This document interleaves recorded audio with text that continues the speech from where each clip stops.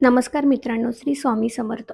मित्रांनो, लक्ष्मी देवी तुमच्या घरी येण्यापूर्वी अनेक संकेत देत असते आणि म्हणून जर मार्गशीर्ष महिन्यामध्ये तुम्हाला सुद्धा हे संकेत जर मिळत असतील, तर नक्कीच माता लक्ष्मी ही तुमच्या घरामध्ये अखंड स्वरूपात वास करत आहे. त्यामध्ये पहिला संकेत असा आहे, जर तुम्हाला अचानक तुमच्या घरात किंवा घराच्या बाहेर मुंग्या दिसल्या, या मुंग्या समूहाने एकत्र जमलेल्या असतील, तर देवी लक्ष्मीची कृपा ही वाढणार आहे. याचाच अर्थ तुमची थांबलेली कामे ही लवकरात लवकर पूर्ण होणार आहेत आणि तुमची सेवा ही देवी लक्ष्मीने स्वीकारलेली आहे. 2. यानंतरचा पुढचा संकेत असा आहे, जर तुमच्या घरात कोणत्याही भिंतीवर 3 सरड्यांचा किंवा पाली समूह एकत्र दिसत असतील, तर हे देखील देवी लक्ष्मीचे शुभ लक्षण आहे. यामुळे घरातील गरिबी दूर झाल्याचेही सूचित होते. आपल्या घरात लक्ष्मी ही येऊ लागते. 3. यानंतर पुढचा संकेत असा आहे, पक्ष्यांचे घरटे बनवणे ही एक सामान्य गोष्ट आहे. पण जर तुमच्या घराच्या कोणत्याही कोपऱ्यात पक्षाने घरटे बनवले असेल, तर ते देखील देवी लक्ष्मीच्या आगमनाचे शुभ लक्षण आहे.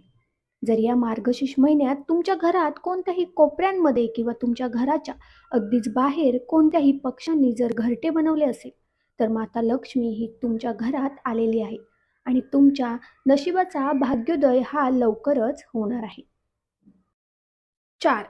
त्याचबरोबर लक्ष्मी मातेच्या आगमनाचे संकेत हे अनेकदा स्वप्नातूनही मिळतात.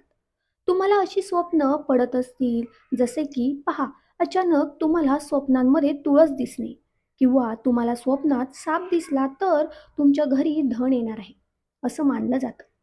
हे स्वप्न संपत्तीची प्राप्ती दर्शवते.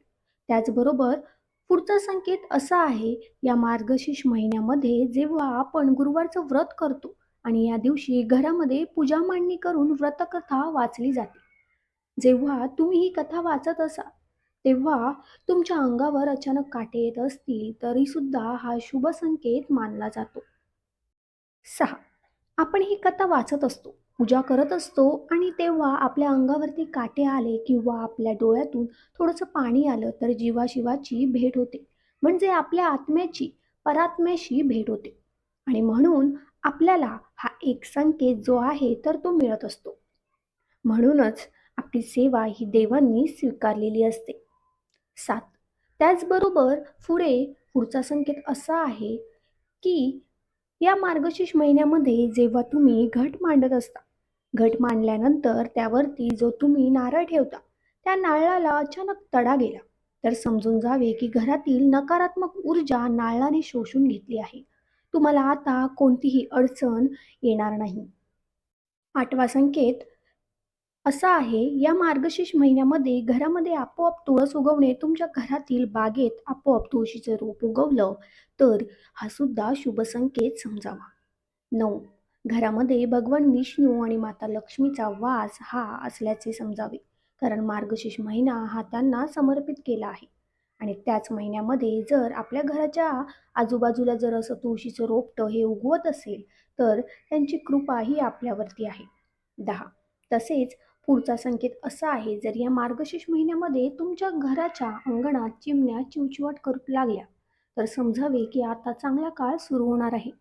तुम्ही चिमण्यांसाठी धान्य आणि पाणी ठेवू शकता, कारण या मार्गशीर्ष महिन्यामध्ये माता लक्ष्मी, दत्तगुरु स्वामी महाराज हे आपल्याला कोणत्याही रूपामध्ये भेटायला येऊ शकतात.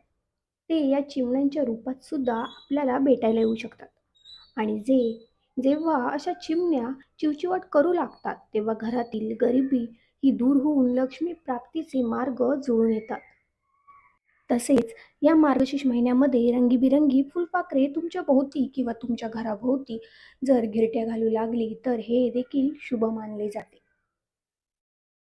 तर मित्रांनो, तुम्हाला हा व्हिडिओ कसा वाटला? व्हिडिओतील माहिती उपयुक्त वाटली असेल, तर व्हिडिओला एक लाईक नक्की करा आणि चॅनेलला सबस्क्राईब करून आम्हाला प्रोत्साहित करा.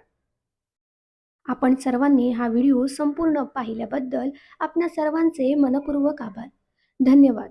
श्री स्वामी समर्थ.